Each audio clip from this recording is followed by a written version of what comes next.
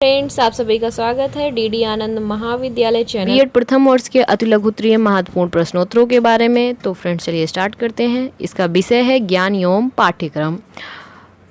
तो हमारा पहला प्रश्न है फ्रेंड्स, महर्षि अरविंद ने शिक्षा के उद्देश्य के विषय में क्या विचार दिए हैं। उत्तर है फ्रेंड्स, महर्षि अरविंद शिक्षा का मूल आदर्श विकास की चरम सीमा पर पहुंचाना अर्थात आध्यात्मिक शक्तियों का पूर्ण विकास मानते हैं। उनके अनुसार शिक्षा का मुख्य उद्देश्य है मानव को इस योग्य बनाना कि अति मानव तक वह विकास हो सके। दूसरा है मूल शिक्षा का अर्थ एवं परिभाषा लिखिए। उत्तर है फ्रेंड्स, मूल्य को संस्कृत भाषा में ईष्ट शब्द से संबोधित किया गया है। ईष्ट का अभिप्राय है वह जो इच्छित है। इस प्रकार मूल्य के मानदंड है कि जिसके द्वारा लक्ष्यों को चुना जाता है। दूसरे शब्दों में लक्ष्यों के चुनाव में सहायक मानदंड ही मूल्य है। फ्लिंग के शब्दों में मूल्य वह कृत मानक है जिससे व्यक्ति अपनी रुचियों से प्रभावित होता है और उसके प्रति प्रत्यक्षीकरण के अनुरूप विभिन्न क्रियाओं का चयन करता है। पर्सी ने लिखा है कि किसी व्यक्ति के लिए वे रुचिकर वस्तुएं मूल्य कही जा सकती हैं जिनके आधार पर व्यक्ति की रुचि एवं वस्तु में ऐक्य संबंध स्थापित हो जाता है। प्रश्न 3 है फ्रेंड्स, शिक्षा दर्शन एवं अनुशासन का संबंध लिखिए। उत्तर है दर्शन अनुशासन का स्वरूप निर्धारित करने तथा उसको स्थापित करने में सहायक होता है। प्रायः अनुशासन का स्वरूप देश काल परिस्थिति तथा राजनीतिक प्रणाली द्वारा निर्धारित होता है। इसी कारण आदर्शवाद ने प्रभावात्मक अनुशासन, प्रकृतिवाद से मुक्तात्मक अनुशासन तो प्रयोजनवाद ने सामाजिक अनुशासन का समर्थन किया है। लोकतांत्रिक शासन प्रणाली में निहित दार्शनिक दृष्टिकोण छात्रों को स्वतः अनुशासित बनाने अर्थात आत्मानुशासन को अपनाने पर बल देता है। इससे स्वेच्छाचारिता बढ़ रही है। धर्मनिरपेक्षता को लोकतंत्र द्वारा महत्व देने के कारण धर्म विहीन शिक्षा संचालित हो रही है। इससे छात्रों में नैतिकता एवं उत्तम चारित्रिक गुणों का लोप हो रहा है। अनुशासन की स्थापना में दिक्कत आ रही है और अनुशासनहीनता बढ़ती जा रही है। अतएव स्पष्ट है कि अनुशासन भी दर्शन से प्रभावित होता है। चौथा प्रश्न है फ्रेंड्स, शैक्षिक समाजशास्त्र से क्या तात्पर्य है। उत्तर है शैक्षिक समाजशास्त्र व्यक्तियों की अंतःक्रियाओं तथा सांस्कृतिक वातावरण का अध्ययन करता है। सांस्कृतिक वातावरण में दूसरे व्यक्ति, सामाजिक समूह तथा आचरण के प्रतिमान निहित होते हैं। शैक्षिक समाजशास्त्र वह विज्ञान है जो संस्थाओं, सामाजिक समूहों तथा सामाजिक प्रतिक्रियाओं की व्यवस्था एवं उनका वर्णन करता है। शैक्षिक समाजशास्त्र शैक्षिक समस्याओं के लिए समाजशास्त्र का प्रयोग करता है। पांचवा प्रश्न है, उपनिषद किसे कहते हैं, लिखिए। उत्तर है उपनिषद आत्मा को पूर्ण, अखंड एवं अनश्वर बताते हैं। यह मानव जीवन का लक्ष्य वर्णन करते हैं। यह तत्व संबंधी संसार को अवास्तविक तथा परासत्ता संबंधी संसार को वास्तविक मानते हैं। शंकर यथार्थता के 3 कर्मों का वर्णन करता है। सबसे उच्च यथार्थता केवल परासत्ता संबंधी है।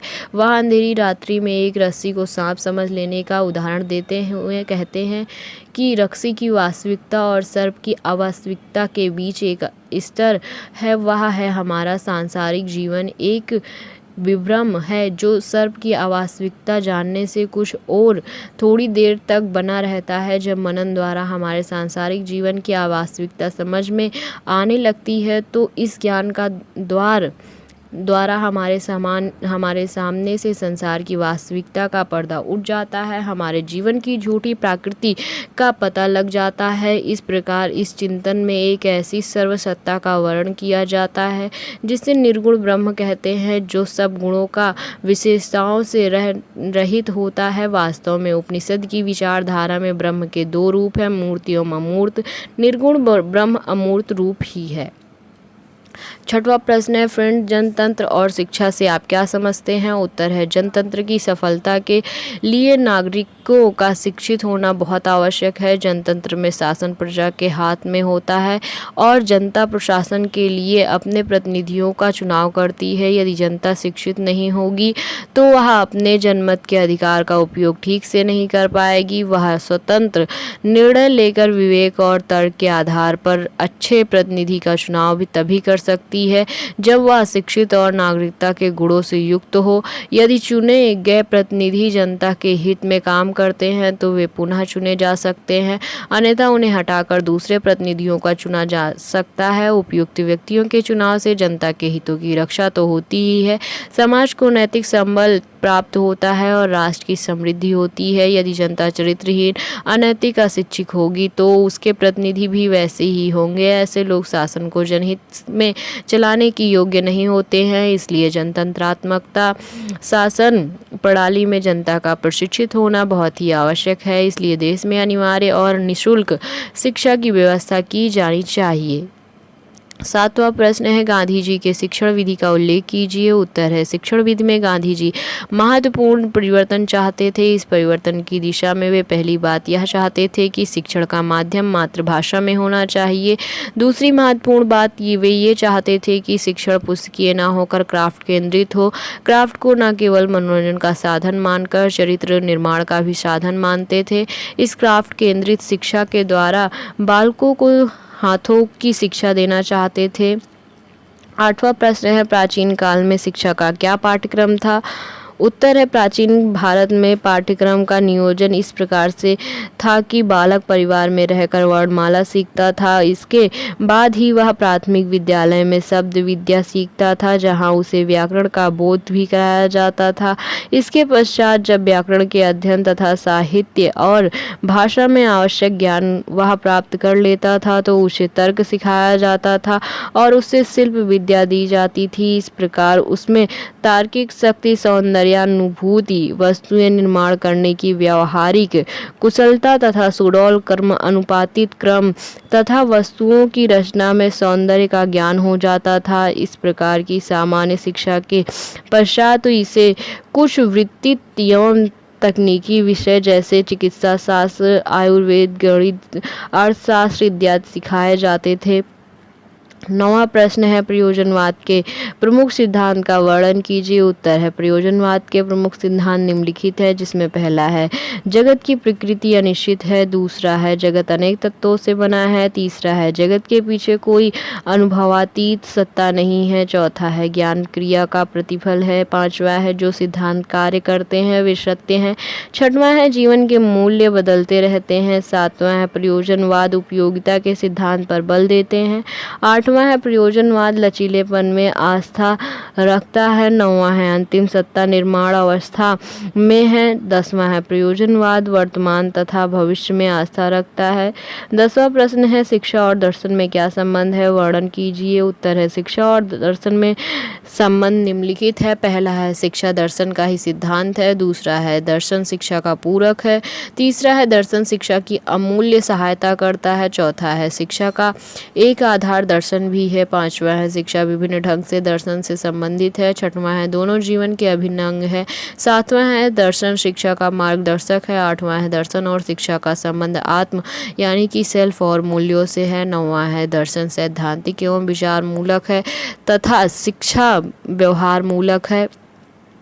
11वां प्रश्न है फ्रेंड धर्मनिरपेक्ष राज्य में धार्मिक शिक्षा का स्वरूप लिखिए। उत्तर है आधुनिक धर्मनिरपेक्ष राज्य में धार्मिक शिक्षा के पाठ्यक्रम में निम्न क्रियाओं को सम्मिलित किया जाना चाहिए। पहला है प्रातःकालीन प्रार्थना से ही शिक्षण कार्य प्रारंभ किया जाना चाहिए। दूसरा है ऐतिहासिक महापुरुषों की जीवनियों को छात्रों की पाठ्य पुस्तकों में स्थान देना चाहिए। तीसरा है पुस्तकालयों में महापुरुषों द्वारा लिखी गई पुस्तकों को रखना तथा उन्हें छात्रों को पढ़ने के लिए प्रोत्साहित करना चाहिए। चौथा है वचनालय में धार्मिक पत्रिकाएं एवं ज्ञानवर्धक पुस्तकें मंगवानी चाहिए। पांचवा है विद्यालय में धार्मिक भाषणों का आयोजन करना चाहिए। छठवां है विद्यालय में धार्मिक परीक्षाओं का आयोजन करना चाहिए। छात्रों की सहभागिता को सुनिश्चित करना चाहिए। सातवां है धार्मिक धर्मों से संबंधित महापुरुषों की जयंतियाँ मनानी चाहिए। आठवां है धार्मिक अभिनवों के आयोजन में विद्यालय को समय देना चाहिए। नौवां है बालचर्य एवं सैनिक शिक्षा का विद्यालय में आयोजन करना चाहिए। 10वां है छात्रों को धार्मिक यात्राओं का अवसर देना चाहिए। 11वां है विद्यालय के वातावरण को स्वस्थ बनाने का प्रयास करना चाहिए। 12वां है चरित्रवान एवं अनुशासित छात्रों को विशिष्ट पुरस्कार प्रदान करना चाहिए। 13वां है समाज सेवा एवं कल्याण से संबंधित कार्यों में भाग लेने के लिए छात्रों को प्रोत्साहित करना चाहिए। 14वां है विद्यालय में श्रमदान, सांस्कृतिक कार्यक्रम एवं अन्य लोक कल्याणकारी तथा मनोरंजन में संबंधित कार्यों में भाग लेने के लिए छात्रों को प्रोत्साहित करना चाहिए। प्रश्न 12 है आधुनिक भारतीय शिक्षा में बौद्ध शिक्षा का योगदान बताइए। उत्तर है आधुनिक भारतीय शिक्षा को देने के लिए बौद्ध शिक्षा के अभिन्न अंग हैं। पहला है सामान्य विद्यालयों का आयोजन, दूसरा है सार्वजनिक प्राथमिक शिक्षा का आयोजन, तीसरा है स्त्रियों के लिए उच्च शिक्षा का आयोजन, चौथा है खेलकूद और शारीरिक व्यायाम का आयोजन, पांचवा है प्राविधिक और वैज्ञानिक शिक्षा का आयोजन, छठवां है बहु शिक्षक एवं सामूहिक शिक्षा की प्रणालियों का आयोजन, सातवां है शिक्षा के विभिन्न स्तरों पर अध्ययन की निश्चित अवधि का आयोजन, आठवां है शिक्षा संस्थानों में प्रवेश संबंधी न्यूनतम आयु नियमों का आयोजन। तो फ्रेंड्स आज के इस वीडियो में बस इतना ही। अगर आपको यह वीडियो अच्छी लगी तो प्लीज़ इसे शेयर करें, साथ ही साथ चैनल को भी सब्सक्राइब करना ना भूलें। धन्यवाद।